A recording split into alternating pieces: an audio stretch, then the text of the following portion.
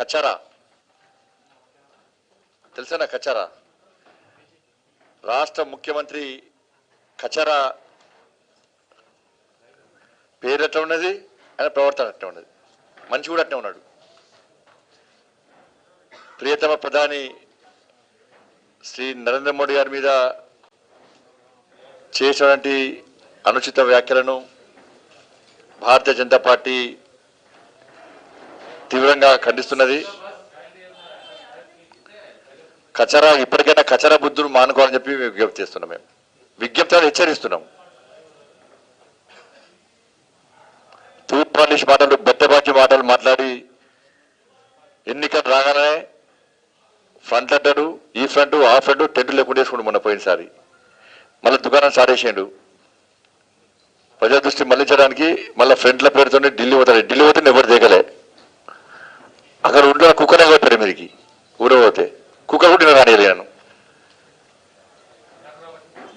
హీనమైన నీచమైన చరిత్ర రాష్ట్ర ముఖ్యమంత్రి కచరాది. అందుకే తెలంగాణ కచరాన్ని సాధించాలనుకుంటున్నాం. మేము కచరాన్ని సాధిస్తేనే తెలంగాణ ప్రజలకు న్యాయం జరుగుతుంది. వేడు బెంగాల్ వేడు ఆయన రానియలే, మరి తమిళనాడు వేడు 2 గంటలు కూర్చోబెట్టారు, 5 నిమిషాలు మాట్లాడి చాలా కూడా ఆగాలి. నీళ్ళు ఐసి పంపించి నేను పేపర్లో మాత్రం ఇక్కడ హెడ్లైన్స్, రాష్ట్ర ముఖ్యమంత్రి కచరా ఢిల్లీ బెంగాల్ వేడు ఫలానా వ్యక్తితో చర్చలు జరిపిన హెడ్లైన్స్. తెలంగాణ మీద అబ్బాయి రాష్ట్ర ముఖ్యమంత్రి ప్రధానమంత్రి అవుతాడు అనుకుంటారు అందరు. లాస్ట్కి ఏం కాలే, ఏదో గుడ్ల మెల్లగా అనుకోకుండా తెలంగాణ ప్రజలు ఇంకా సెంటిమెంట్ ఇంకా మనం గుండె పెట్టుకుని ఎందుకంటే అంతమంది అమరవీరులు ఆత్మ బలిదానమైనరు, వాళ్ళు మన కళ్ళలో కనబడుతున్నారు. నమ్మిన ఓట్లు వేసినాం, ఏం చేసినామో మనకు తెలుసు. వాళ్ళ దేశ ప్రధానిని అంతే అంటున్నా, పెడితే పెళ్లి పెడితే ఎవరు చావుతాడు. అంతకుముందు కోవిడ్ పైసలు బాగా ఇచ్చినాయి కదా, అప్పుడు ఎవరో సోషల్ మీడియా పెడితే రే సిగ్గుందా మీకు, ఒక దేశ ప్రధాని గౌరవించే పద్ధతి ఏదైనా ఏ మధ్యలో మాడకూడదు భయమా భయ్ ఏ క్లోజ్ చేయి. దేశ ప్రధానిని గౌరవించే సంస్కారం ఇదేనా? మన రోజు లోబడి అని డీజీపీ గారు చెప్తున్నా, వెంటనే అరెస్ట్ చేయాలన్నాడు ఆ రోజు. ఇప్పుడు నేను డీజీపీ గారు చెప్తున్నా, ఫస్ట్ కేసీఆర్ లోబడేసి పొక్కలేసి దొక్కురు. ఫస్ట్ ఒక దేశ ప్రధానిని, ఒక నిరుపేద వ్యక్తి, వెనుకబడిన తరగతికి సంబంధించిన వ్యక్తి, కష్టపడి దేశం కోసం, ధర్మం కోసం, సమాజం కోసం నిరంతరం ఆలోచించే వ్యక్తి, తల్లి భారత మాతను విశ్వగురు స్థానంలో ప్రతిష్ఠించాలని సంకల్పం తీసుకున్న వ్యక్తి, ఆ సంకల్పాన్ని బాబురావు గారు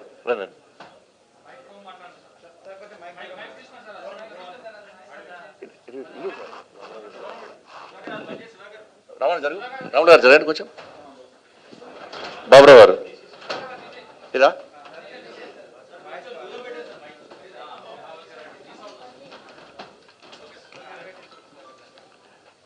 బడుగు బలహీన వర్గాలకు సంబంధించిన వ్యక్తి, తల్లి భారత మాతను విశ్వగురు స్థానంలో ప్రతిష్ఠించాలని ఒక సంకల్పం తీసుకొని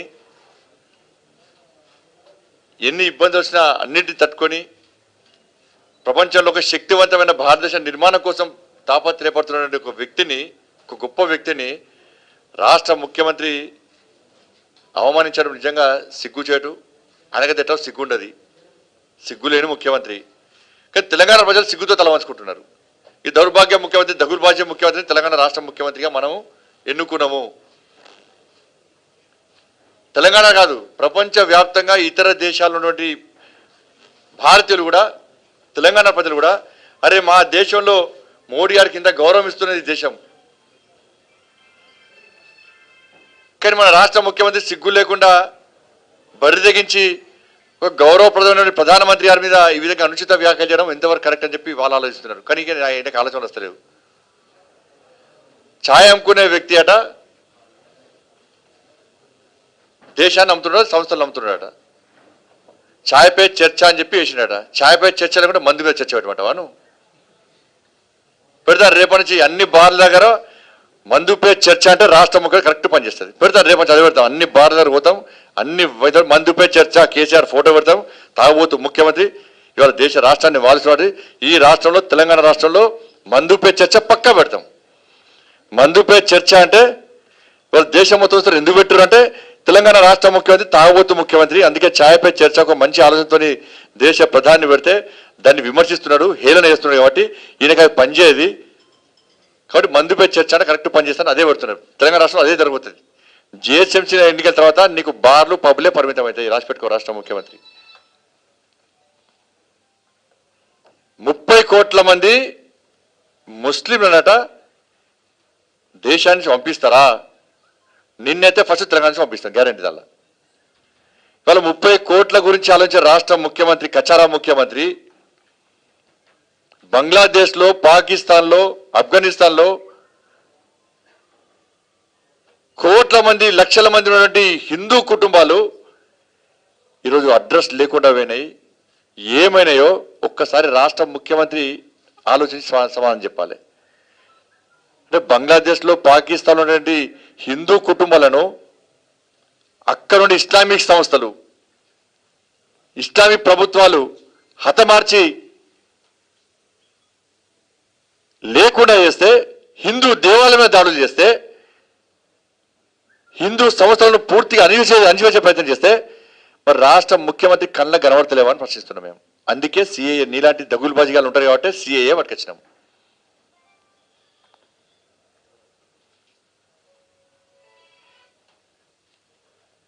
ఆ దేశంలో ఉన్నటువంటి హిందూ గురించి ఎందుకు పట్టించుకుంటాడు రాష్ట్ర ముఖ్యమంత్రి? మరి ఇక్కడ ఉన్నటువంటి 80% ఉన్న హిందువులను తెలంగాణ రాష్ట్రం నువ్వు పంపిస్తావా? నువ్వు ఊరుకున్నది అదే కదా. తెలంగాణ రాష్ట్రం నుంచి హిందువులను పంపిస్తావా? తెలంగాణ రాష్ట్రం నుంచి చెప్పు, సమాధానం చెప్పు. అందుకే కదా ఎంఎం పార్టీకి కొమ్ము కాస్తున్నావు. ఎంఎం పార్టీకి వత్తాసు వాళ్ళకి ఇవాళ మన జేబులో పోయి హైదరాబాద్ భాగ్యనగరాన్ని ఇవాళ వాళ్ళకి అప్పయ్యే ప్రయత్నం చేస్తున్నావు కదా నువ్వు.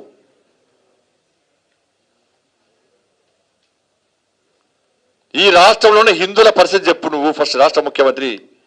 అసలు ఈ రాష్ట్రంలో హిందువులు ఉండనిస్తావా, ఉండనియవా? నువ్వు కోరుకునేది రాష్ట్రంలో, దేశంలో ఎవరు ఉండాలని కోరుకుంటున్నావు? బీహార్లో ఎంఐఎం పార్టీ పోటీ చేస్తే ఆర్థిక సాయం చేస్తావు, 5 సీట్లు గెలిచారు. రేపు దేశాన్ని కూడా వాళ్ళకి అప్పయ్యే ప్రయత్నం చేస్తున్నావు. నీతో ఏం కాదు, నువ్వేం పీకలేవు. కాబట్టి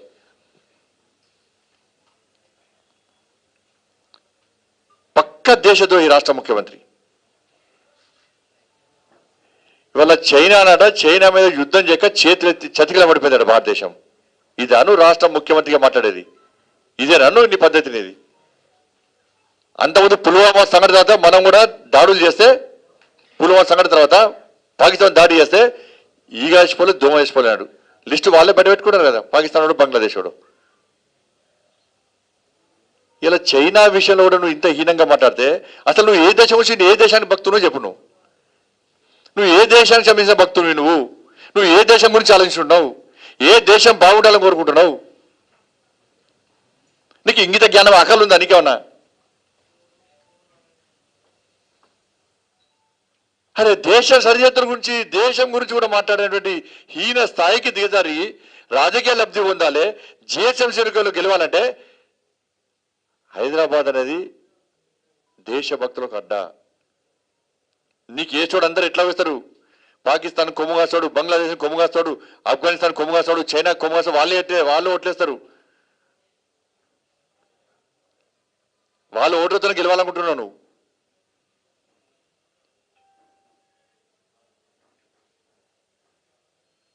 నీకు చేత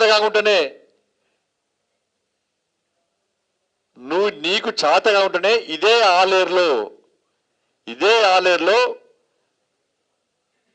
ఢిల్లీ నుంచి నిఘా సంస్థలు వచ్చి వికారుద్దీన్ అనే ఉగ్రవాదిని ఎన్కౌంటర్ చేసిన విషయాన్ని రాష్ట్ర ముఖ్యమంత్రి గుర్తుంచుకోవాలి. రాష్ట్ర పోలీసు ఇలా గొప్ప వ్యక్తి రాలా, కానీ పోలీసులను కూడా చెప్పు చేతులు పెట్టుకుంటున్నాడు. పోలీసు పూర్తి అధికారం ఇస్తలేడు. అనేక మంది కష్టపడి పనిచేసిన పోలీసులు, అధికారులు సంఘ విద్రోహ శక్తులను, ఉగ్రవాద సంస్థలు కూకటి వేలతో అంచివేయాలని చెప్పి ఒక నిబద్ధత పోలీసు అధికారులకు ఈ రాష్ట్రంలో పోస్టింగ్స్ లేవు. వాళ్ళందరూ రూపాయలు ఉన్నారు, అందరూ కూడా వాళ్ళందరూ బాధపడుతున్నారు. అందరూ కూడా ఎమ్మెల్యేల లెటర్ ప్యాడ్లు, ఎంపీల లెటర్ ప్యాడ్లు, మంత్రుల సిఫారసుతోని అలా పోలీసు అధికారులు నియమించడం వల్లనే ఇవాళ వాళ్ళకి అడ్డగా మారింది. ఇవాళ ఎందుకు వికారిద్దానికి కూడా ఎందుకు వెళ్ళకపోయినావు? నీకు చాదగా ఉంటేనే కదా ఢిల్లీ నుంచి ఇలా పోలీస్ అధికారులు ఎన్కౌంటర్ చేసింది, సంవత్సరాలు ఎన్కౌంటర్ చేసింది వాళ్ళ.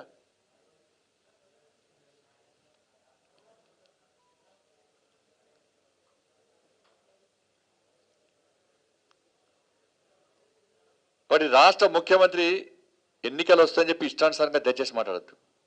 విమర్శలు చేయి, ప్రజాస్వామ్యబద్ధంగా విమర్శ చేయి, దానికి సమాధానం చెప్తాం మేము. నువ్వు ఏ విధంగా విమర్శిస్తావు అదే నీ భాషతో సమాధానం చెప్తాం మేము. నీ భాష నీకే అప్పచెప్తాం.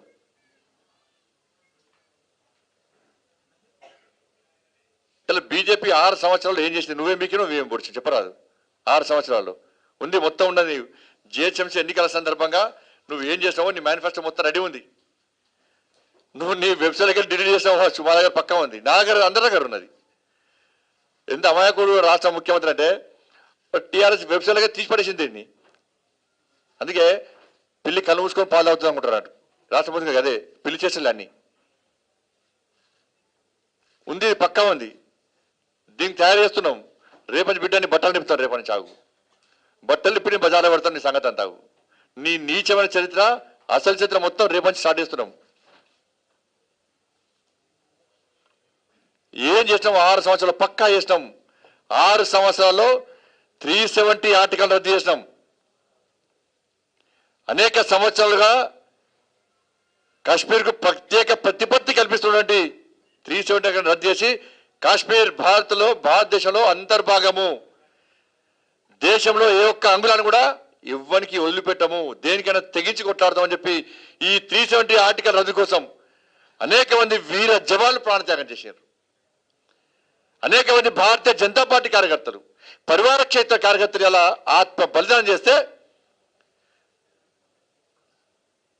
నీలక అనేక మంది ఆత్మ వీరుల బలిదానం వల్ల రక్తపు మడుగుల్లోనూ తెలంగాణ రాష్ట్రాన్ని కబ్జా చేసుకొని దుర్మార్గం వివరిస్తున్నావు. మోడీ గారు అటువంటి వ్యక్తి కాదు. ఆ అమరవీరుల యొక్క త్యాగాలను గుర్తించి దేనికోసం ప్రాణత్యాగం చేశారో ఆ ఆశ నెరవేర్చడానికి ఎలా 370 ఆర్టికల్ను 6 నెలల్లో రద్దు చేసిన విషయాన్ని రాష్ట్ర ముఖ్యమంత్రి గుర్తుంచుకోవాలి. అయోధ్యలో దివ్యమైన భవ్యమైన రామందిర నిర్మాణాన్ని ఎలా భూమి పూజ దేశ ప్రియతమ ప్రధాని మోడీ గారి స్వహస్తాల మీదుగా చేసినాం. అనేక మంది కరసేవకులు. అరే ఈ దేశంలో మెజార్టీ ప్రజలు ఎక్కువ ఉన్న దేశంలో ఒక దివ్యమైన భవ్యమైన రామమందిర నిర్మాణం రాముడు జన్మించిన స్థలంలో నిర్మించుకోవడమే ఇబ్బంది అవుతున్న తరుణంలో, అడ్డంకులు వస్తున్న సందర్భంలో పూర్తి మెజార్టీ వచ్చిన తర్వాత 6 నెలల్లో అనేక మంది కరసేవకులు ఈ దివ్యమైన భవ్యమైన రామ నిర్మాణం కోసం కరసేవకులో భాగంగా మూర్ఖత్వపు ములాయం సింగ్ గవర్నమెంట్ చేసినటువంటి కాల్పుల్లో అనేక మంది కరసేవకులు ఆత్మ బలిదానం చేస్తే వాళ్ళను గుర్తించి దేనికోసం ఆత్మ బలిదానం చేశారో ఆ కరసేవకులక ఆత్మ బలిదానం గుర్తించి ఇలా దివ్యమైన భవ్యమైన రామందిర నిర్మాణానికి భూమి పూజ చేసింది తెలుసుకోసారి. ఇవాళ పాకిస్తాన్, బంగ్లాదేశ్, ఆఫ్ఘనిస్తాన్లో హిందువుల మీద అరాచకాలు జరుగుతుంటే తిరిగి తల్లి భారత మాత ఒడిలో రక్షణ పొందడానికి దేశానికి వస్తే వాళ్ళకు స్వేచ్ఛ కల్పించడానికి, వారి పౌరసత్వం ఇవ్వడానికి వల్ల సిటిజన్షిప్ అమెండ్మెంట్ యాక్ట్ ఈ దేశంలో అమలు చేసినాం. ముస్లిం మహిళలు త్రిపుల్ తలాక్ అనేటువంటి ప్రత్యేక వాళ్ళు రూపొందించిన చట్టం వల్ల ఇబ్బంది పడుతున్న తరుణంలో ముస్లిం మహిళలను కాపాడడానికి త్రిపుల్ తలాక్ విధానాన్ని రద్దు చేసిన ఘనత భారతీయ జనతా పార్టీది. సంక్షేమ పథకాలు అంటున్నాం, అభివృద్ధి చెప్తాం. ఉజ్వల గ్యాస్ యోజన కింద గ్యాస్ సిలిండర్ ఇచ్చినాం. స్వచ్ఛ భారత్ మిషన్ పేరు మీద టాయిలెట్స్ కట్టించినాం. ప్రధానమంత్రి ఆవాస్ యోజన కింద ఇండ్లు కట్టించినాం. అమృత్ కింద పైప్ లైన్ ఇచ్చినాం. 14th, 15th ఫైనాన్స్ ద్వారా నిధులు ఇచ్చినాం. హరితారం చెట్లకు పైసలు మేమే ఇచ్చినాం. రైతు వేదకు పైసలు మేమే ఇచ్చినాం. జన్ధన్ యోజన ప్రారంభించినాం. స్కిల్ ఇండియా మాదే. మహిళలకు రుణాలు ఇచ్చినాం. రైతులకు రైతు సమ్మాన్ నిధి ఇచ్చినాం. ఆత్మ నిర్భర భారత్ ద్వారా దేశ ప్రజలను ఆదుకోవడానికి అనేక సంక్షేమ పథకాలు ఇచ్చినాం. కోవిడ్ సందర్భంగా దేశ ప్రజలను ఆదుకున్నాం. మరి నువ్వేం చేసావు చెప్పు. ఇక మరి లెక్క చెప్తే ఒక్కరోజు సరిపోదు, నేను చెప్తే ఒక సెకండ్ సరిపోదు. నువ్వేమిచ్చినావు? నీ సంక్షేమ పథకాలన్నీ చెప్పు. కేంద్రం ఏమిచ్చిందన్నారు రా, మళ్ళా చర్చ చేస్తున్నారా? కేంద్రం ఏమిచ్చిందో, కేంద్ర నిధులెన్నో, కేంద్ర సంక్షేమ పథకాలనో, నీ సంక్షేమ పథకాలనో, నువ్వు ఇచ్చిన నిధులనో, ఎక్కడికైనా చర్చకు సిద్ధం రా.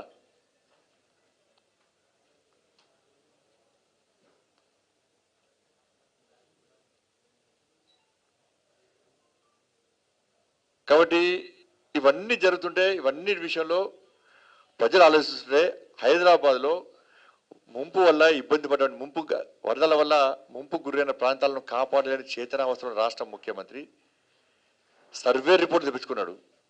సర్వే రిపోర్ట్లో గల్లీలో బస్తీలో వార్డులో బీజేపీ అని రావడంతో హైబద్దిన ముఖ్యమంత్రి, డిప్రెషన్లో ఉన్న ముఖ్యమంత్రి, మతి తప్పిన ముఖ్యమంత్రి, ఖయాలు తప్పిన ముఖ్యమంత్రి, హోషులు లేక సోయిలో ఉండి ఏది పడితే అది మాట్లాడుతున్నాడు. మేము కోరడమే ఫస్ట్ నుంచి కూడా 10,000 రూపాయలు సరిపోవు. ఇప్పుడు నేను హామీ ఇస్తున్నా భాగ్యనగర్ ప్రజలకు. భారతీయ జనతా పార్టీ రాష్ట్ర అధ్యక్షుడు నేను హామీ ఇస్తున్నా. మీరు భారతీయ జనతా పార్టీ అభ్యర్థిని మేయర్గా ఎట్టి పరిస్థితుల్లో గెలిపియండి. ముంపుకు గ్రామీణ ప్రాంతాల్లో ఇంటికి 25,000 రూపాయలు మేము ఇస్తాం. పక్కా 25,000 రూపాయలు ఇస్తాం. నష్టాన్ని అంచనా వేస్తాం. ఏ ఇంటిలో ఎంత నష్టం జరిగింది, ఎంత నష్టం జరిగితే అంత నష్టాన్ని భారతీయ జనతా పార్టీ కేంద్రం నుంచి మేము నిధులకిస్తాం. మాకు మేయర్ పది మాకు అప్పయ్యండి. ఎట్టి మరి గెలవబోతున్నాం మేము మేయర్గా. భారతీయ జనతా పార్టీ అభ్యర్థి మేయర్ చైర్లో కూర్చోబోతున్నాడు. మేయర్ చైర్లో కూర్చున్న తర్వాత తప్పకుండా ఇంటికి 25,000 ఇస్తాం. నష్టాన్ని పూర్తి స్థాయిలో అంచనా వేస్తాం. ఎంత నష్టం జరిగితే ఇల్లు పోతే ఇల్లు కట్టిస్తాం, బైక్లు పోతే బైక్లు కొనిస్తాం, కార్లు పోతే కార్లు కొనిస్తాం, ఫర్నిచర్ పోతే ఫర్నిచర్ కొనిస్తాం.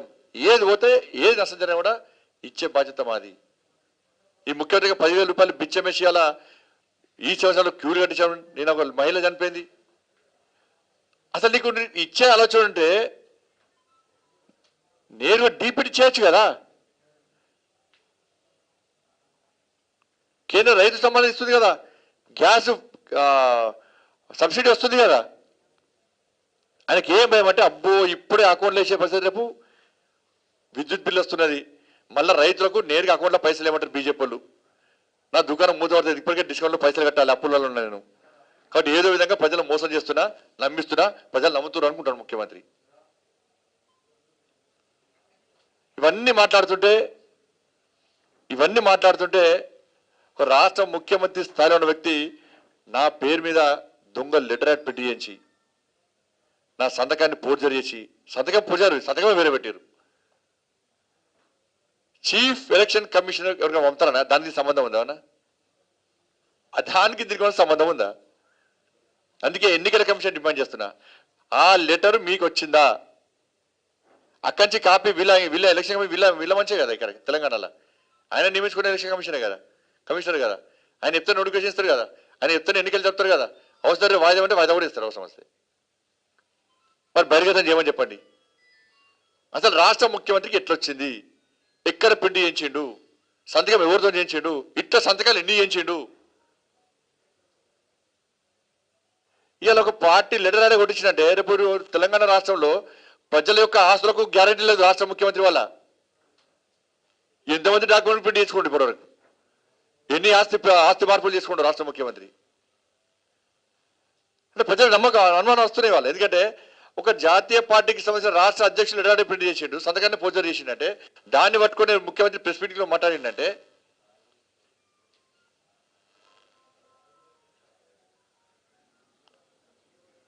మళ్ళా సవాల్ చేస్తున్నా. రేపు మధ్యాహ్నం రాష్ట్ర ముఖ్యమంత్రికి నేనే లేఖ రాసిన, నా వల్లనే నువ్వు ఇచ్చాడంటే వరద నిధులు ఆగిపోయినాయని చెప్పి నువ్వు అనుకుంటే రేపు మధ్యాహ్నం 12 గంటలకు నేను పక్కా భాగ్యనగర్లోని చార్మినార్ దగ్గర భాగ్యనగర్లోని భాగ్యలక్ష్మి అమ్మవారి టెంపుల్ దగ్గర నేను వస్తున్నా. నేను అమ్మవారిని నమ్ముకుంటా, అమ్మవారి భక్తుడు నేను కూడా. పక్కా రేపు మధ్యాహ్నం 12 గంటలకు పక్కా వస్తా. నీకు నిజంగా నియత ఉంటే నువ్వు నిజంగానే హిందూ అయితే అసలు మొగోడు అయితే నీ లోపల మగతనం ఉంటే రా, రేపు రా, రేపు పక్కారా. రేపు మధ్యాహ్నం 12 గంటలకు నేను భాగ్యలక్ష్మి అమ్మవారి టెంపుల్ దగ్గరికి వస్తా. నువ్వు చేస్తావు ప్రమాణం, నేను చేస్తానా? నేనైతే సిద్ధం. నువ్వు సిద్ధమా చెప్పు, లేకుంటే నువ్వు క్షమాపణ చెప్పాలి. కాంపిటీషన్ నేను ఎఫ్ఐఆర్ బుక్ అయింది, అందుకే ఫస్ట్ రాష్ట్ర ముఖ్యమంత్రి అరెస్ట్ చేయాలి. అరెస్ట్ కాదు, ఇంట్రాగేషన్ చేయాలి రాష్ట్ర ముఖ్యమంత్రిని. రేపు మధ్యాహ్నం ఎట్టి బస్సులో రాష్ట్ర ముఖ్యమంత్రి రావాలి. మన తూర్పాలిశాల ఒప్పకారికి రైట్ హ్యాండ్ లెఫ్ట్ హ్యాండ్ పంపించి మళ్ళా దీని దృష్టి మళ్లించే ప్రయత్నం చేయకు. రేపు రా, మధ్యాహ్నం 12 గంటలకు తెలుసుకుందాం. బిడ్డ చుక్క చూపడతా. నువ్వు భారతీయ జనతా పార్టీ కానీ భారతీయ జనతా పార్టీ కార్యకర్తను ఇబ్బంది పెట్టే ప్రయత్నం చేస్తే నీకు ఏ విధంగా గుణపాఠం చెప్పాలో ఆ విధంగా గుణపాఠం చెప్పి ఇప్పటికే స్టార్ట్ చేసిండి. ఇక పోలీసు వాళ్ళందరూ కూడా బైండవర్ల పేరుతో మళ్ళీ బెదిరించే ప్రయత్నం చేస్తున్నారు. యువకులు ప్రచారం చేయకుండా ప్రయత్నం చేసే ప్రయత్నం చేస్తున్నారు. దుబ్బాకలో గది చేస్తేనే గిదేది నీకు, రేపు హీరో కూడా గదే అవుతుంది. పోలీసు అధికారులు విజ్ఞప్తి చేస్తున్నారు. మేము పోలీసు వ్యవస్థకు వ్యతిరేకం కాదు. ప్రతి భారతీయ జనతా పార్టీ కార్యకర్త డ్రెస్ లేని పోలీసుగా మేము భావిస్తాం. మేము సంఘ విద్రోహ శక్తులను ఉగ్రవాద శక్తులను అడ్డుకునే విషయంలో భారతీయ జనతా పార్టీ కార్యకర్తలే పోలీసులకు అండగా ఉంటారు తప్ప ఈ పింకీ గాళ్ళు ఎవరు అండగా ఉంటారు విషయాన్ని ఒకసారి గుర్తుంచుకోవాలి పోలీసు అధికారులు. పింకీలందరూ మంకీలే.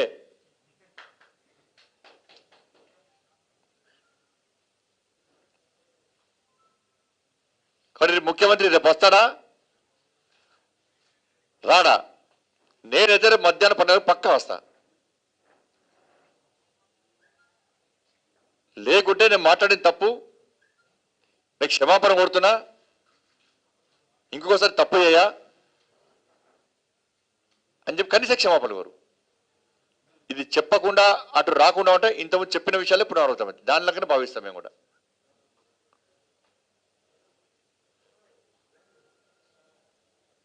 ఇవాళ ఎంత బాధ అనిపిస్తుందా? అంటే చైనాలో ఇలా సరిహద్దులో కుటుంబాలను వదిలిపెట్టి నువ్వు మంచిగా మంది అవుతున్నావు, ఫామ్ హౌస్ అయితే ప్రతిఫలం పట్టున్నావు మంచిగా. సైనికులాడ ప్రాణాలు తెగించి ఇలా దేశాన్ని కాపాడే ప్రయత్నం చేస్తే వాళ్ళు అవమానపరచవా నువ్వు? చతికిల పడ్డమాట, చైనా యుద్ధంగా చతికిల పడ్డమాట. నీలక నువ్వు నిజంగా ముఖ్యమంత్రి కాంప్రమైజ్ అంటున్నాడు వేరే దేశాలతో. అంటే ఎంఐఎం పార్టీతో కుమ్మక్క అవడం వల్ల ఉగ్రవాద సంస్థలతో కూడా ముఖ్యమంత్రి సంబంధాలు ఉన్నాయి. ఎంఐఎం పార్టీ ఉగ్రవాద సంస్థ, ఉగ్రవాదంతో సంబంధం వ్యక్తులు ఉగ్రవాదే. ఉగ్రవాద సంబంధాల విషయం వాస్తవము. కానీ ముఖ్యమంత్రి హైదరాబాద్లో ఆయన వేస్తాల్సిన భయపడే ఇలా ఎంఐఎం పార్టీకి దాసోహం ఏంటి అలా. కాబట్టి ఈయన కూడా ఉగ్రవాద సంస్థ సంబంధాలు అన్నట్టు. నేను కూడా ఈయన మీద డేగతోని వీళ్ళ నిఘా సంస్థలు కూడా ఈయన అబ్జర్వ్ చేస్తుండాలి. నేను కనిపెడుతుండాలి, నేను ఎటు పోతుండు ఎటు వస్తుండ అని చెప్పి. నువ్వు అంత స్థాయికి చేరితే మేము కూడా అంత స్థాయికి దిగదారి మాట్లాడతాం పక్క. ఒక ప్రియతమ ప్రధాని, ప్రపంచవ్యాప్తంగా ప్రజలను మన్నలు అవుతున్న ఒక ప్రియతమ ప్రధానిని నువ్వు హేళన చేసే విధంగా ఒక వెనుకబడి వర్గాలకు సంబంధించిన వ్యక్తిని, ఒక బీసీ కులాలకు సంబంధించిన వ్యక్తిని నీ దురహంకారంతో అహంకారంతో హేళన చేసేది మారితే ఇంతకంటే దగ్గులు బాధ్యత ఇంకోటి కాదు. ఇలా ప్లాన్ ప్రకారము ముఖ్యమంత్రి లెటర్ రాయించి సంతకం పెట్టించి అన్ని వార్డులలో వాళ్ళ పింకీలతో ప్రచారం చేసే ప్రయత్నం చేస్తా ఉన్నాడు. కానీ ప్రజల ఎవరు నమ్మరు. నీకు నిజంగా ఇచ్చినంత లిస్టు పెట్టు. ఏ డివిజన్లో ఎంత, మళ్ళీ చెప్తున్నా, ఏ డివిజన్లో ఎంత మందికి ఇచ్చినావు నువ్వు లిస్టు వెంటనే పబ్లిక్ చేయి, బహిర్గతం చేయి. నువ్వు లిస్టు మాకు పంపు, మేము ప్రతి ఇంటికి వస్తాం. అరే ముఖ్యమంత్రి గారు మీకు 10,000 రూపాయలు ఇవో వేస్తున్నాడు, ఇచ్చిన అది వేస్తున్నాడు, మేము ప్రచారం చేస్తాం నీకు.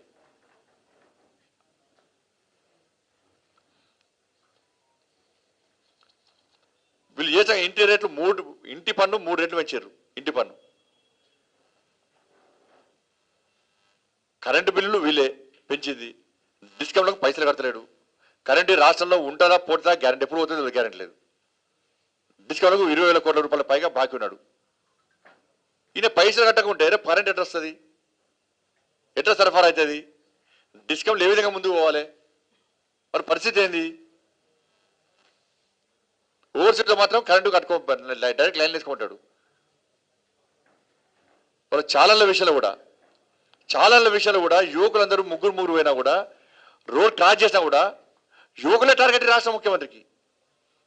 చాలన్ల పేరుతో ఇవాళ ఇష్టానుసారంగా వివరిస్తున్నారు. ఇవాళ నేను చెప్తున్నా, ఇవాళ భారతీయ జనతా పార్టీ జిహెచ్ఎంసీ ఎన్నికల్లో మేయర్ పదవి చేపట్టిన తర్వాత భాగ్యనగరంలో చాలన్ల పేరుతో ఎవరైతే వసూలు చేస్తున్నారో ఆ చాలన్ల పైసలు మొత్తం జిహెచ్ఎంసీ కట్టే విధంగా మేము తెలుసుకుంటాం. మేము పూర్తి చాలన్ మేము కడతాం, 100% కడతాం. మేము ఎక్కువ మంది యువకులే పాపం ఏదో కొడుకులు పిల్లలు కష్టపడి చదువుకుంటారు అని చెప్పి తల్లిదండ్రులు కష్టపడి బైకులు కొనిస్తే చేయని పొరపాటుకు కనీసం ఇలా ఓట్సులు ఎంతమంది కడుతున్నారు? ఓట్సులో ఛానల్ నువ్వు ఎన్ని వసూలు చేస్తున్నావు, ఎన్ని ఛానల్ వేస్తున్నావు అంటే అక్కడ యువకులు, అక్కడ మనుషులు, బయట వాళ్ళు మనుషులు కాదా? అన్ని రద్దు చేస్తాం, అన్ని జిహెచ్ఎంసీ పరంగా కట్టే ప్రయత్నం చేస్తాం. మేము కడతాం కూడా.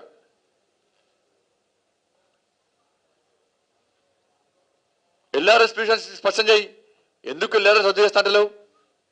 ఎందుకు రద్దు చేస్తావు ఎల్ఆర్ఎస్ ను? మీరు జిహెచ్ఎంసీలో బీజేపీ గెలిస్తే పక్కా ముఖ్యమంత్రి దిగొస్తాడు, ఎల్ఆర్ఎస్ రద్దు చేస్తాడు.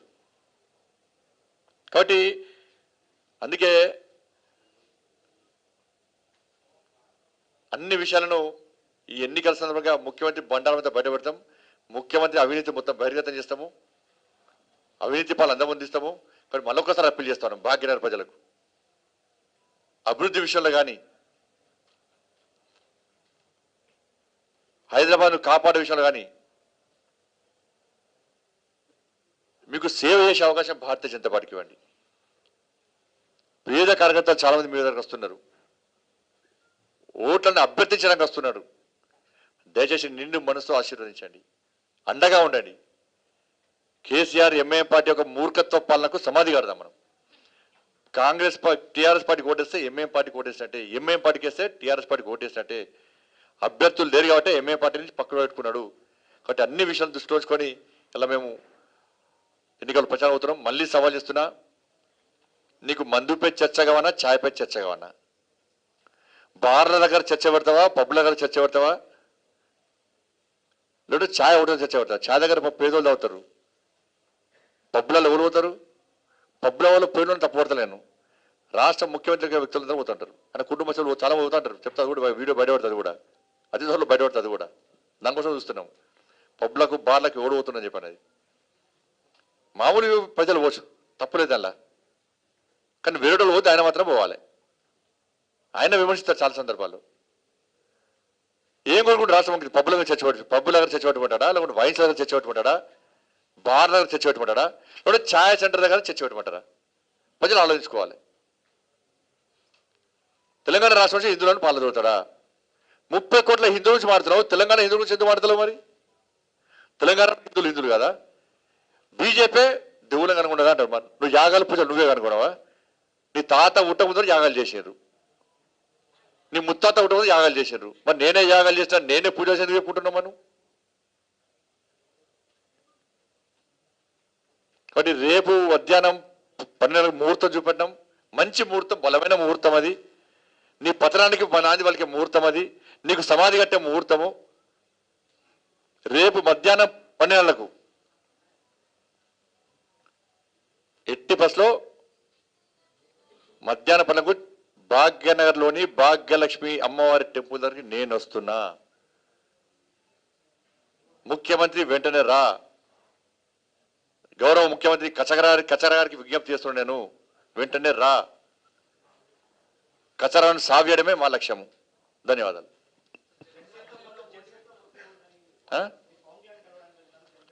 ఎవరు మాకంటే మా ఇద్దరు విషయం మీకు తెలిసేనా? నాకైతే ఏం రాలే, మరి నాకైతే మెసేజ్ రాలే అన్న. నాకైతే మెసేజ్ రాలే అన్న. మాకంటే కొంచెం మీకే ఉంటుంది. 3 రోజులు అడగవట్టు మీరు. ఇప్పటికేం అట్లేం ఆలోచన లేదు. ఇంతవరకు పవన్ కళ్యాణ్ గారు నాకు దగ్గర, ఇంతవరకు ఏం లేదు, అటువంటి ఆలోచన లేదు. మేము ఆల్రెడీ అభ్యర్థులను నిర్ణయించుకున్నాము. బీ ఫామ్స్ కూడా అయిపోయినాయి. ఒక్క 2-3 డివిజన్ల విషయంలో కొంచెం చర్చ జరుగుతుంటే ఆలస్యమైంది. ఆల్రెడీ అభ్యర్థులు నిర్ణయించిన మహిళలు. పవన్ కళ్యాణ్ గారి గురించి ఎట్లాంటి విజ్ఞప్తి రాలే, వస్తే ఆలోచించే వాళ్ళం కావచ్చు. ఏం విజ్ఞప్తి రాలే. ఫస్ట్ మా అభ్యర్థులు నిర్ణయించినాము, బీ ఫామ్స్ రెడీ అయినాయి. నేను రాత్రంతా అక్క మేము అందరం కూర్చున్నాము. కేవలము 2-3 డివిజన్ల విషయంలో కొంచెం చర్చ జరుగుతుంది కాబట్టి అందుకే ఆలస్యమైంది. అన్ని ఒకటిసారి రిలీజ్ అని చెప్పి చేసినాం మేము. వారు ప్రతిపాదించలే, మేము ప్రతిపాదించలే. వాళ్ళ మా ఇద్దరి మధ్య విభేదాలు తెచ్చే సృష్టించద్దు. సృష్టించచ్చు. ఇప్పుడు నాకు పవన్ కళ్యాణ్ గారు దూరం కాదు, నేను వారు దూరం కాదు. వారు నాకు ఫోన్ చేస్తారు, అవసరం వస్తే నేను వారికి ఫోన్ చేస్తా. మా ఇద్దరి మధ్యలో మధ్యవర్తులు అవసరమే లేదు. ఎందుకంటే వారు కూడా ఆంధ్రప్రదేశ్లో జరుగుతున్న మత మార్పుల విషయంలో స్పందించిన ఏకైక వ్యక్తి పవన్ కళ్యాణ్ గారు. అనుమానం లేదు అలా. కానీ వారికి మాకు మధ్యవర్తులు అవసరం లేదు. రాష్ట్ర ముఖ్యమంత్రికి దొంగ సంతకం పెట్టి చిన్న విషయం కాదన్న. రాష్ట్ర ముఖ్యమంత్రి సృజనసారి చేస్తున్నాడు, అంతే. రాష్ట్ర ముఖ్యమంత్రి చేస్తున్నాడు సార్ కూడా.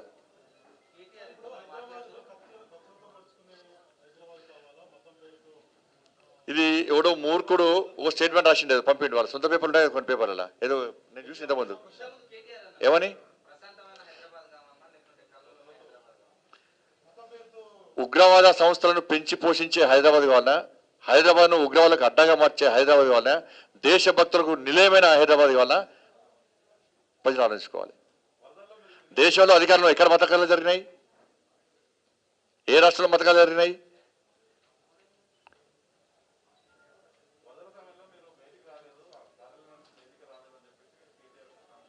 కన్నులే కబోదురాలు. వీడియోలు తెప్పించుకోమని చెప్పి పెడతాం, వీడియో సోషల్ మీడియా పెడతాం, ఇవాళ చూసుకోమని చెప్పారు. ఆయన ఎడవేయండు, వాళ్ళ ముఖ్యమంత్రి ఎడవేయండు, కేసీఆర్ ఎడవేయండు. కేసీఆరా ఎన్ని తెచ్చిండు? దేనికోసం ఇచ్చాం? మా పైసలు ఎడవా? 40 కోట్లు మాయే కదా. అలా ఎన్ని 550 కోట్లు మాయే కదా. ఆయన ఇచ్చిందంత ఇంకెన్ని 550కి ఎన్నికని జోడించింది అన్న. మరి మేమే కదా ఇచ్చింది. అసలు ముఖ్యమంత్రి ఏడమన్నాడు. ముఖ్యమంత్రి వరదలు వచ్చినప్పుడు దాదాపు డివిజన్ మేమే తిరిగినాం. డివిజన్ తిరుగుతూ ఎవరడినే పోయి రెచ్చగొడుతున్నాడు వీళ్ళే అన్నారు కదా, అంటే పోతున్నట్టారు కదా. వీడియోలు కావాల్సే ఆయన ప్రతిభను పంపుతా చూసుకొని చెప్పండి. చార్మినార్ రమ్మని చెప్పండి, చూపడతా వీడియో, అది కూడా చూపడతా వీడియో. ఉందా వీడియో చూడండి సార్ జరిగింది. రాకేష్ వీడియో చూపడతా, కూడా చూపడతా. మీ దగ్గర ఉంటాయి కదా, మీరు కూడా వచ్చింది కదా. ఇప్పుడు నేను వరదల తిరిగినప్పుడు మీరు వచ్చినా లేదా? మరి ఒక్కసారి కేటీఆర్కి ఫోన్ చేసి చెప్పారు, కేటీఆర్కు ఫోన్ చేసి చెప్పారు.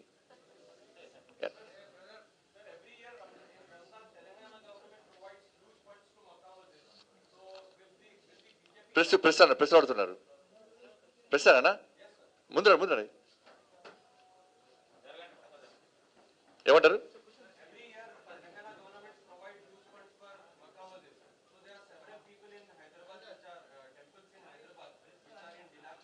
అందుకే ముఖ్యమంత్రికి హిందువుల మీద ప్రేమ అభిమానం, నిజమైన హిందూ అయితే, నిక్కాసన హిందూ అంటే, భయంకరమైన హిందూ అయితే శబరిమల వేటోళ్లను ఇతర క్షేత్రాలకు వేటోళ్ళంతా కూడా ఫ్రీగా పంపని చెప్తున్నాం. మేము కూడా ఉచితంగా పంపంటున్నాం. అయ్యప్ప దేవాలయం ఈ విషయం ఎందుకు స్పందించలే? అయోధ్య రామందిరం ఎందుకు స్పందించలే? నువ్వు నిక్కాసన నిజమైన యాగాలు పూజలు నువ్వు వేసావు, నువ్వే అనుకున్నావు కదా. హైదరాబాద్ నుంచి తీర్థయాత్రలకు వెళ్ళే పేద హిందువులందరికీ నువ్వు ఉచితంగా పంపుతావా? ఎండోమెంట్ ద్వారానే నీకు ఆదాయం వస్తున్నది. చర్చల ద్వారా, మసీద్ ద్వారా ఆదాయం వస్తలేదు నీకు. ఎండోమెంట్ ద్వారా ఆదాయం వస్తున్నది. మరి మానేజులు మాకేయడానికి నీకు ఇబ్బంది ఏంది? నువ్వు మక్క మధ్య పోతా, నీ ఇబ్బంది లేదు, దాన్ని వ్యతిరేకించాం మేము. కానీ హిందువులు తీర్థయాత్రలకు పోయే పేద హిందువులు వాళ్ళ ఫ్రీకి హైదరాబాద్లోకి ఫస్ట్ అది ఈ తెలంగాణ పక్క పెడదాం, హైదరాబాద్లోకి ఫస్ట్.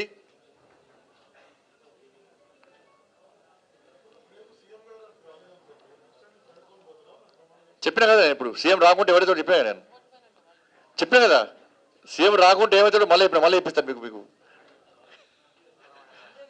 ఉత్తరం రాసింది ఆయన, ఉత్తరము రాసింది అన్న ఆయన కదా. బీజేపీ లెటర్ రాస్తేనే ఎన్నికల కమిషన్ డిమాండ్ చేస్తున్నాను. మీకు భారతీయ జనతా పార్టీ లేఖ రాసిందా? రాష్ట్ర ముఖ్యమంత్రి స్వయాన్ అంటున్నాడు. ఆ లేఖను బహిర్గతం చేయాల్సిన బాధ్యత ఎన్నికల కమిషన్ ఉంది. నేనేమంటున్నా అంటే ముఖ్యమంత్రికి, గవర్నర్ గారికి అని, ఈ సిఎస్ గారికి చాలా సందర్భం లేఖలు రాసిన, దానిలో లెటర్ అనేది సంతకం ఉన్నది. బయట పెట్టు, అది కూడా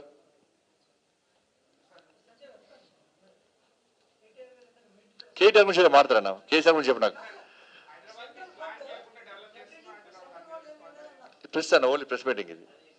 ప్రెస్ పెడతారు, మామూలు పెడతారు, గట్టిగా పెడతారు, ఏం కాదు. అందుకే చెప్పినా కదా, అదే చర్చగా చెప్పిన ఇప్పుడు నేను ఎన్ని విషయం చెప్పిన లెక్క.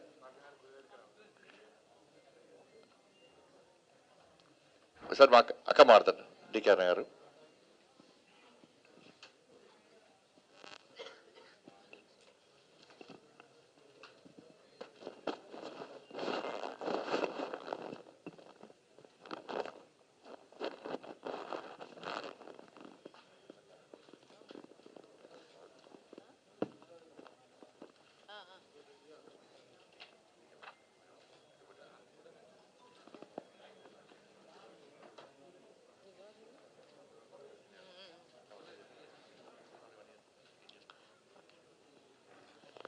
మీడియా మిత్రులందరికీ నమస్కారం.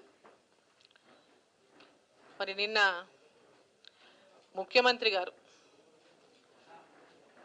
ఆయన ఎన్నికలు వచ్చినప్పుడే బయటకు వస్తాడు. ఓట్ల పండుగ వచ్చిందంటే ఆయనకు పండుగ వచ్చినట్టు. ఈ పండుగకు వచ్చి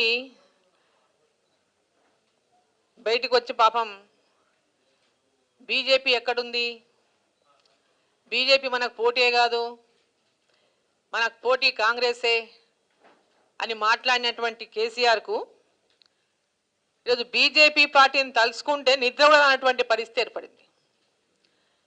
నిద్ర పట్టేటటువంటి పరిస్థితి లేకుండా పాపం నిన్న దొంగ లెటర్లు సృష్టించిండ్రు.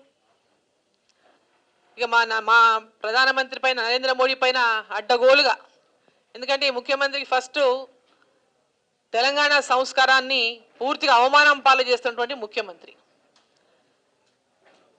ప్రధానమంత్రి అనేటటువంటి గౌరవం కూడా లేకుండా బద్మాష్ బీజేపీ, మోడీ ఏం చేసిండు, మోడీ ఏమి ఇచ్చిండు, నేను మోడీ మీద యుద్ధం చేస్తా, ఇట్లాంటి కూతలన్నీ కూసుకుంటా తను మాట్లాడిన మాటలకు జవాబు చెప్పలేనటువంటి పరిస్థితిని ఈరోజు కేసీఆర్ తెచ్చుకుంటున్నాడు. తను మోడీ గారిని మెచ్చుకున్నటువంటి విషయాలని ఒకసారి ఆయన గుర్తు చేసుకోవాలి. ఈరోజు బీజేపీ గురించి ఎందుకంత ఉలికిపాటు పడుతున్నాడు, ఎందుకంత ఉలికి పడుతున్నాడు ఈ ముఖ్యమంత్రి. ఆయన కలలో కూడా ఊహించుకోలేదు దుబ్బాక ఎన్నికల్లో బీజేపీ గెలుస్తుంది, జిహెచ్ఎంసీ ఎన్నికల్లో ఇంత పెద్ద ఎత్తున బీజేపీ గెలుస్తుందనేటటువంటి ఊపులో జిహెచ్ఎంసీలో వస్తుంది. నేనే మళ్ళా 100 సీట్లు అని చెప్తా, 100 సారు కారు 16 అని చెప్పినట్టే ఇప్పుడు కూడా అదే పాట పాడదామని అనుకున్నాడు. కానీ పరిస్థితులు అంతా తారుమారైపోయినాయి. హైదరాబాద్ నగరంలో ఎక్కడ పోయినా కూడా ఈరోజు ఏ డివిజన్ పోయినా, ఏ ప్రాంతానికి పోయినా బీజేపీ బీజేపీ, మోడీ మోడీ మోడీ అనేటటువంటి ఒక వాయిస్ని ఈరోజు టీఆర్ఎస్ పార్టీ జీర్ణించుకోలేకపోతున్నటువంటి పరిస్థితి. దానికోసమే ఈరోజు నిన్న వరదల్లో మునిగినటువంటి ఇండ్లకు, ఆ కుటుంబాలకు 10,000 రూపాయలు ప్రకటించిండు. ఎందుకంటే ప్రసన్నం చేసుకోవాలి, ఓట్లు వస్తున్నాయి, ఆ ఓట్ల పండుగ లోపల ప్రసన్నం చేసుకోవాలని 10,000 ప్రకటించిండు. ఆ 10,000 వాళ్ళకు ఏ మూలకు సరిపోవు. ఆయన ఇచ్చినటువంటి 10,000 మా సంజయ్ గారు చెప్పినట్టు అది బిచ్చం వేసినట్టు కాదు. ఇది కేసీఆర్ ఫామ్ హౌస్కి వెళ్ళి ఇస్తలేడు, కేసీఆర్ టీఆర్ఎస్ పార్టీకి వెళ్ళి ఇస్తలేడు సొమ్మది. అసలు అంచనాలు వేసిండ్రా ఇల్లు, ఎక్కడెక్కడ ఎంత నష్టమైనటువంటి అంచనాలు కూడా లేకుండా కేవలం ఓట్లు వచ్చినాయి కాబట్టి వాళ్ళందరినీ ప్రసన్నం చేసుకోవాలి, ఇంటికో 10,000 ఇద్దామనేటటువంటి విధంగా 550 కోట్లు ప్రకటించిండు. కేంద్రం ఏమి ఇయ్యలే అంటుండు. 550 కోట్లు ఇచ్చింది కేంద్రమే. 550 కోట్ల నిధులు కేంద్రం ఇచ్చిన నిధులనే ఈరోజు ఈయన పంచుతున్నాడు. అది కేంద్రం ఇచ్చిన నిధులు ఏ విధంగా పంచాలని నువ్వు నష్టపరిహారాన్ని అంతా అంచనాలు వేసి ఇంటింటికి 10,000 అంటే కాకుండా ఆ కుటుంబాలను అన్నింటినీ కూడా అకౌంట్లు తీసుకొని వాళ్ళ ఆధార్ కార్డులు తీసుకొని వాళ్ళ అకౌంట్లలో డబ్బులు వేయాలి. అందరికీ అకౌంట్లు ఉన్నాయి. ఈరోజు అకౌంట్లలో డబ్బులు వేయకుండా 10 వేలు నీ కార్యకర్తల జేబులో పెట్టి పంపించడం ఆయన ఉద్దేశం ఏంది? ఈ ఎన్నికల్లో గెలిచేటటువంటి అవకాశం లేదు కాబట్టి ఈ డబ్బులతోనైనా గెలుద్దాం, ప్రభుత్వ సొమ్ముతోన ఓట్లు కొనుక్కుందామని కార్యకర్తలంతా పాపం చాలా అసంతృప్తితో ఉన్నారు. ఎవరు కూడా పని చేసేటటువంటి పరిస్థితులు కనబడతలేదు. కాబట్టి కార్యకర్తల జేబుల్లో కొంత గుచ్చి కుటుంబాల పేరు మీద 10,000 అని చెప్పి వాళ్ళకి 5, 10, 5, 2, 3 ఇచ్చి 10,000 వసూలు 10,000 ఇక్కడ చెప్పి పెట్టి పంపించి మీ కార్యకర్తల జేబులు సగం నింపి వాళ్ళకి సగం కూడా అందనటువంటి పరిస్థితి ఉంటే మొత్తం తిరగబడితే ఏం చేసిండు? ఈ సేవలో మీరు దరఖాస్తు చేసుకోండి, మీ అకౌంట్లలో వేస్తామన్నాడు. పాపం అందరూ కూడా రాని వాళ్ళంతా లైన్లో క్యూలు చూసినాం, ఎంతెంత పెద్ద పెద్ద క్యూలు ఉన్నాయో నిన్న. మళ్ళీ ఎంబడే సాయంత్రం ఏం చేసిండు? మొత్తం ఎలక్షన్ కమిషను ఎలక్షన్ కోడ్ వచ్చింది, బీజేపీ వాళ్ళు కంప్లైంట్ చేసిండ్రు. బీజేపీ వాళ్ళు కంప్లైంట్ చేసిండ్రు కాబట్టి బీజేపీ వాళ్ళు ఆపేసిరని చెప్పిండు. ఈ ముఖ్యమంత్రికి సిగ్గుందా అసలు? ఎలక్షన్ నోటిఫికేషన్ ఏమన్నాడు ఎవడు? నేను ఫిబ్రవరిలో ఎలక్షన్లు ఉండాల్సినటువంటి ఎలక్షన్లు మరి ఇప్పుడు ఎంబడే నోటిఫికేషన్ ఇచ్చి ఓట్లకు ఇంత ముందు పోవాల్సిన అవసరం ఏమొచ్చింది నీకు? మేము ఇచ్చినామా నోటిఫికేషన్? బీజేపీ పార్టీ ఇచ్చిందా నోటిఫికేషన్? మరి అందరికి 10 వేలు ప్రకటించిన 10,000 వచ్చిన తర్వాత నేను నోటిఫికేషన్ ఇవ్వాల్సి ఉంటుంది. మరి ముందెందుకు నోటిఫికేషన్ ఇచ్చినావు? నువ్వు నోటిఫికేషన్ ఆదరా ఓడిపోతా భయంతో నువ్వు నోటిఫికేషన్ ఇచ్చుకొని బీజేపీ నన్ను ఓడిస్తుంది, జిహెచ్ఎంసీలో వాళ్ళకి అవకాశం రాకుండా వాళ్ళు తయారు కాకుండా నేను మొత్తం ప్రిపేర్ అయిపోయినా కాబట్టి గ్రౌండ్లో అన్ని రకాలుగా రంగాన్ని సిద్ధం చేసుకొని ఇక నేను ఓట్లకు పోతా, ఈ 10,000 కూడా ఇవ్వలేక చేతగాక ఆ 10,000 మొత్తం నీ కార్యకర్తలు తినేసిన పైసల్ని ఇప్పుడు ఇచ్చేటటువంటి చేతగాక ఖజానా ఖాళీ అయి గుల్ల అయిపోయి అవి కూడా ఇవ్వలేక దరఖాస్తు చేసుకున్నటువంటి డబ్బులు కూడా ఇవ్వలేనటువంటి విషయంలో ఏషం ఎత్తినావు నీవు. ప్రజల్ని మోసం చేసింది నీవు. ఈరోజు మా అధ్యక్షుడి పైన దొంగ లెటర్ పుట్టించి అసలు సిగ్గుందా? అసలు ఆ స్థాయిలో కూర్చున్నటువంటి స్థాయి ఆ యొక్క అర్హత నీకుందా? కూర్చునే కూర్చున్నటువంటి అర్హత? ఎంత సిగ్గు లేకుండా మీరు ఆ మాట మాట్లాడతారు? ఎంత సిగ్గు లేకుండా అటువంటి దొంగ లెటర్లు మీరు పుట్టిస్తారు? అసలు ముఖ్యమంత్రి స్థాయిలో ఉన్నటువంటి వ్యక్తి చేసేటటువంటి పనులేనా ఇవి? ఓ చిల్లరగాడు చేసేటటువంటి పనులు ఇవి. ఒక కచరా అంటే ఇంతకుముందు చెప్పిన ఒక కచరా చేసేటటువంటి పనులు ఇవి. ఈరోజు ఓడిపోతున్నటువంటి భయంతోన మీరు ఎన్నికలకు ఆదరా పోయి ప్రజలకు పైసలు ఇయ్యలేక ఎలక్షన్లు అయిపోయినాక మళ్ళీ మొండి చేయి చూపించాలి. ఎలక్షన్లు అయిపోయినాక ఎవరికి కూడా ఏ అకౌంట్లో ఏ న్యాయ పైసా పడదు, ఇంక అయిపోయింది మొత్తం ఖతం.